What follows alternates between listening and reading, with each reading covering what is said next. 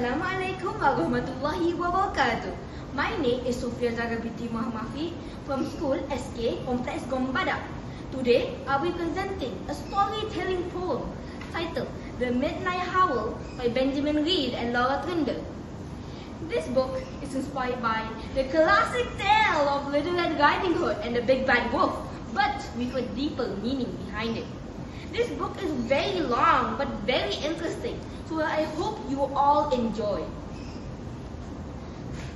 Storytellers are often told in simple ways: a hero, a villain, a happy ending. But sometimes the stories we hear are not the full truth. Sometimes the monster is misunderstood, and sometimes fear creates enemies where there were none.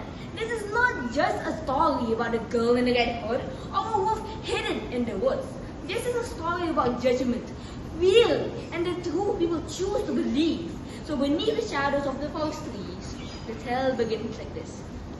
In the village where the cold wind stood, once walked a girl in a crimson hood.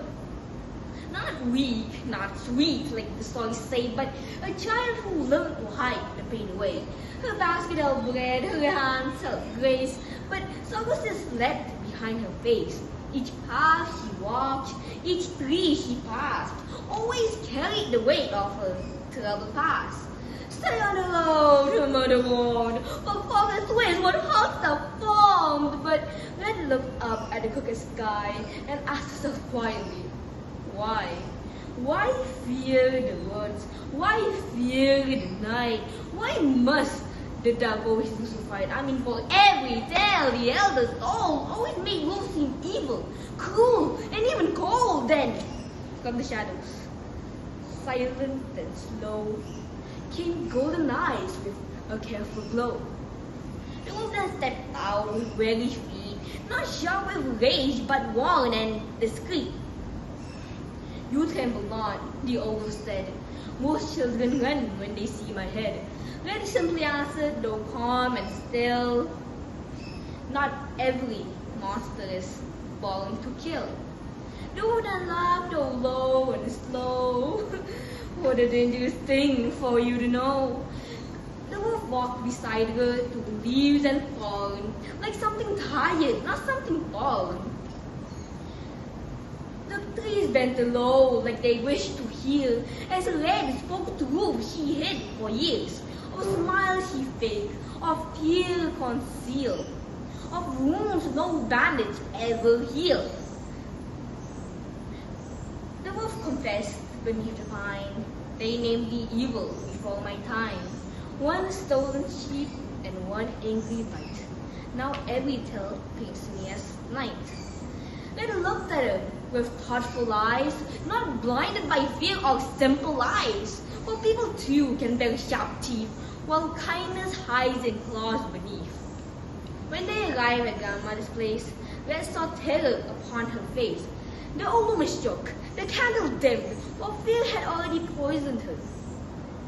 The wolf stepped back, he did not growl, no clashing teeth, no savage howl, he only whispered, tired and thin. Sometimes the world decides your skin. And in the silence, Red understood. The line between bad and good is not drawn clear by fang or hood, nor by tales misunderstood. So, Red sat down by the firelight glow and let the frightened old woman know. A beast is not the shape you see, it's what the heart chooses to be. The wolf turned into the rain, alone once more with quiet pain. Yet for the first time in many years, he left behind no trail of fear. And so, Red grew older, wise and strong, remembering all she'd learned along. The forest path beneath the skies, that truth wears many strange disguise.